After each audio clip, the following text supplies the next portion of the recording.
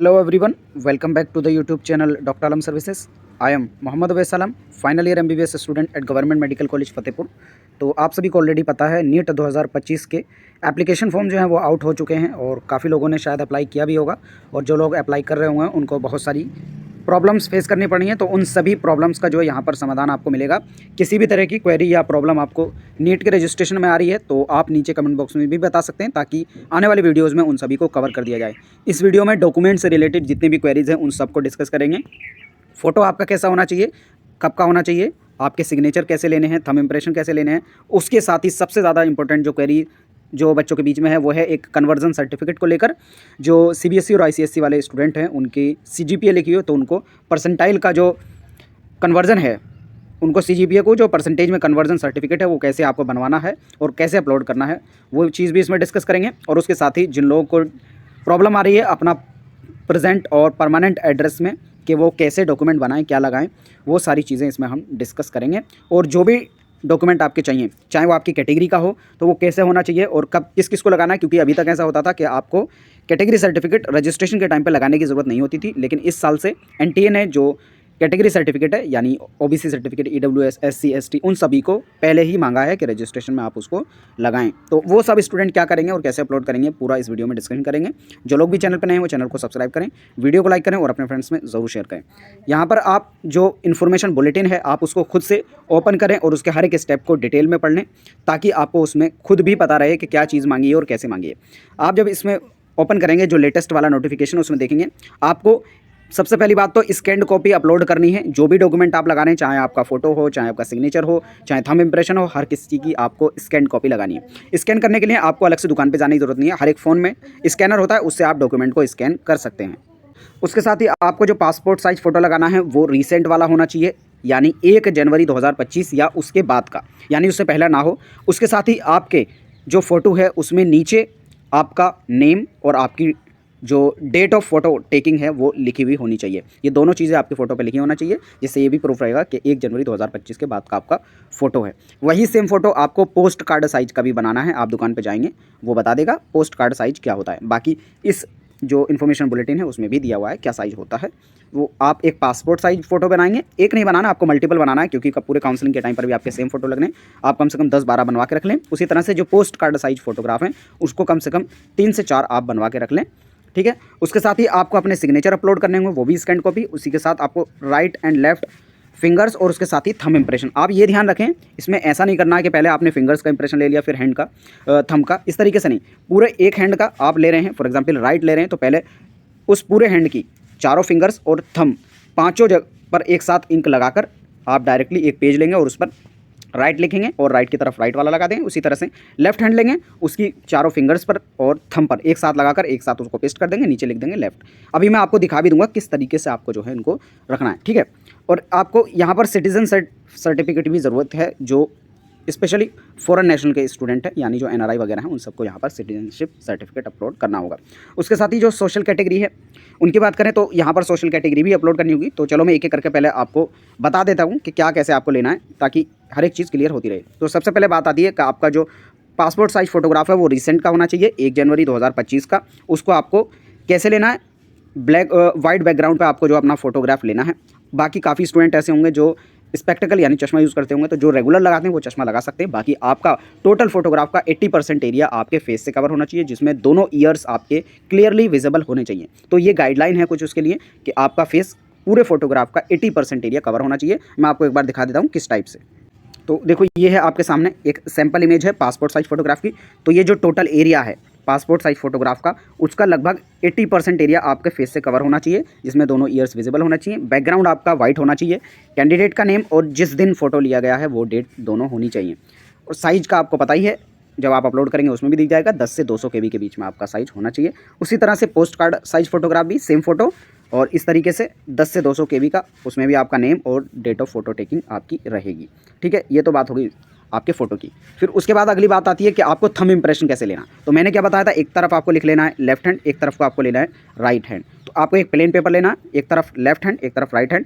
तो left hand में चारों फिंगर्स को, तो जो आपकी टोटल फिंगर होती है इस तरीके से, उसमें 3 मार्किंग होती हैं, 3 पार्ट होते हैं और 2 मार्किंग के साथ। तो ऊपर वाला जो पोर्शन है आपको इसको पूरा रंग लेना है, ठीक है, डुबो के इंक में। और कितनी, चारों फिंगर्स को करना है और उसके साथ ही थंब को भी। और पूरा का पूरा हैंड एक साथ लगा देना है, एक एक करके नहीं लगाना आपको, पूरा एक साथ थोड़ा सा स्पेस रख के हर एक फिंगर्स के बीच में इस तरीके से आपको रख देना है लेफ्ट हैंड, उसी तरह से राइट हैंड एक प्लेन पेपर पे। फिर उसको आपको जो है स्कैन कर लेना और फिर 10 से 200 KB के बीच में आपको यहाँ पर फिट कर लेना। उसी तरह से सिग्नेचर करना है। सिग्नेचर करने के बाद आपको ब्लैक पेन से कर सकते हैं, एक प्लेन पेपर लें, उस पर सिग्नेचर करके 4 से 50 KB है इस बार का, ये लास्ट ईयर का, तो उसमें 4 से 30 KB मांगा था।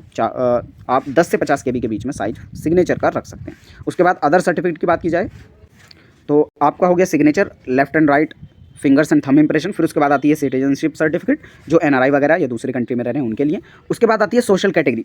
ये अभी तक एक भी बार नहीं मांगा गया था पहले NTA से, लेकिन इस बार NTA ने मांगा है कि आपका सोशल कैटेगरी सर्टिफिकेट। अब यहाँ पर क्या मतलब है, आपका चाहे SC कैटेगरी हो, ST कैटेगरी हो, EWS हो, OBC NCL हो, इन सभी को सर्टिफिकेट लगाने की ज़रूरत है। बाकी जो जनरल कैंडिडेट है उनको यहाँ पर कोई भी सर्टिफिकेट लगाने की ज़रूरत नहीं है, क्योंकि जनरल का कोई कैटेगरी सर्टिफिकेट नहीं होता है। अब यहाँ पर बात आती है, काफ़ी लोग कहेंगे कि जो EWS और OBC वाले कैंडिडेट हैं, EWS और OBC वाले कैंडिडेट है, इन सब का जो काउंसलिंग के टाइम पर सर्टिफिकेट मांगा जाता है वो 1 अप्रैल के बाद का मांगा जाता है। लेकिन अभी तक क्या होता था कि रजिस्ट्रेशन में मांगते ही नहीं थे, लेकिन इस बार पहली बार इन्होंने मांगा है। तो अभी आपके पास जो भी EWS का सर्टिफिकेट हो या OBC का सर्टिफिकेट हो, चाहे वो 2024 का हो, 2023 का हो, 22 का हो, आप उसी को यहाँ पर अपलोड कर सकते हैं।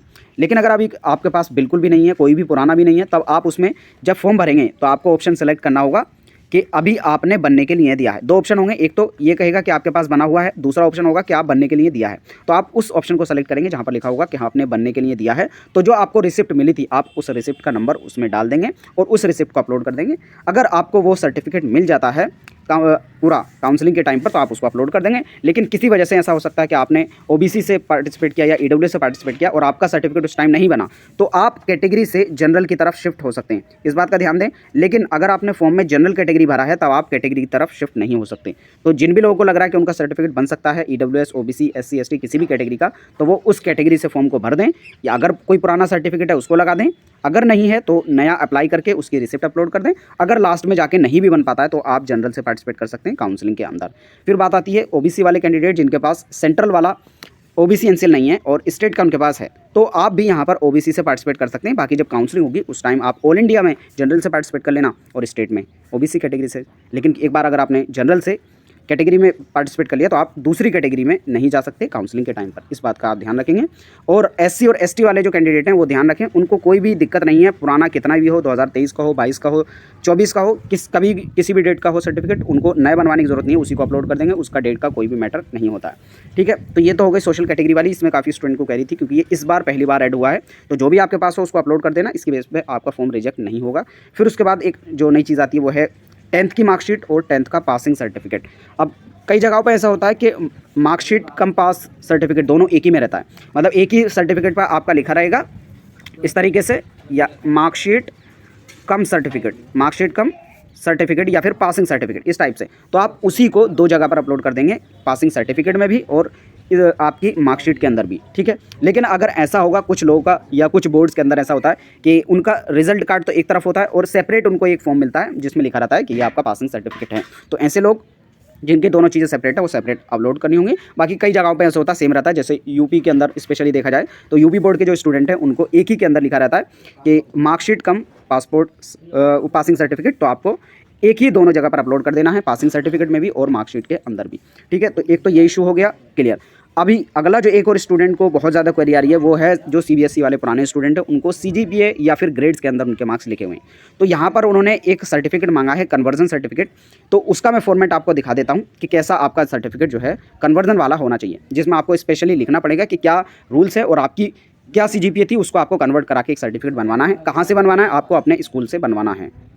तो ये है आपके सामने जो कन्वर्जन सर्टिफिकेट है, इसका डेमो है और ये सेम आपको सर्टिफिकेट मेरे टेलीग्राम ग्रुप पे मिल जाएगा। नीचे से जाकर आप ग्रुप को ज्वाइन कर सकते हैं, वहाँ से ये पूरा मिल जाएगा। इस टाइप से आपको लिखना है, सेम जैसे मैंने लिखा है, to whomsoever it may concern, यहाँ पर आप लिख सकते हैं to NTA and to national testing agency, इस टाइप से लिख सकते हैं। और फिर यहाँ पर आप लिखेंगे this is to certify student name, son and daughter और फिर पेरेंट्स का नेम एंड बोनाफाइड स्टूडेंट, यानी फिर स्कूल का नेम लिखना है। फिर आपको जो भी आपका बोर्ड है वो लिखना है और जो आपका ईयर था 10th पासिंग वो लिख देना है और आपको जो मार्क्स थे वो CGPA में अवार्ड किए गए थे, ये इस फॉर्मेट में सेम लिख देंगे, जहाँ जहाँ पर कॉलम है आपको वहाँ पर चेंज करना है।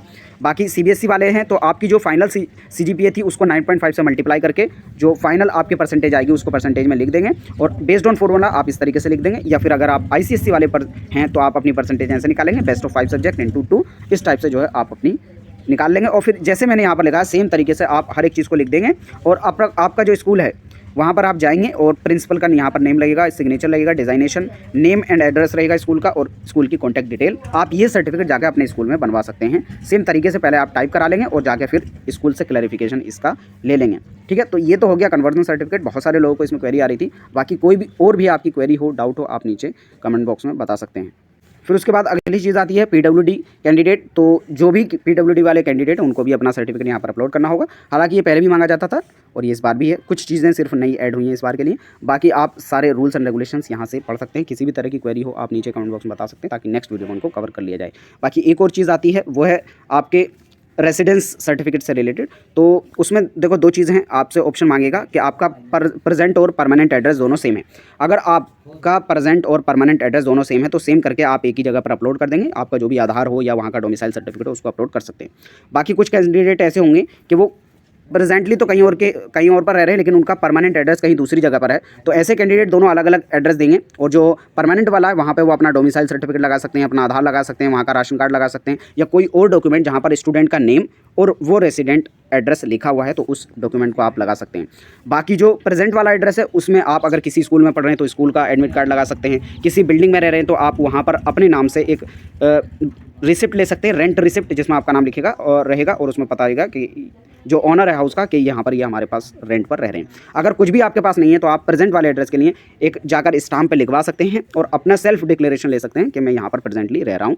इस तरीके से आप अगर मल्टीपल जगहों पर, मतलब किसी दूसरे स्टेट के रहने वाले हैं, किसी दूसरी जगह पर आप अपना सेंटर सेलेक्ट करना चाह रहे हैं तो कर सकते हैं। हालांकि इसमें कंपलसरी कुछ नहीं है कि आपने अगर किसी एक स्टेट से सेलेक्ट किया, फॉर एग्जाम्पल आपने यूपी सेलेक्ट कर लिया कि आपका प्रेजेंट और परमानेंट दोनों यहीं का है, और आप किसी दूसरे स्टेट में जाना चाहते हैं, दे सकते हैं। सेंटर की कोई लिमिटेशन नहीं है कि आप जहाँ के रहने वाले हैं वहीं देंगे।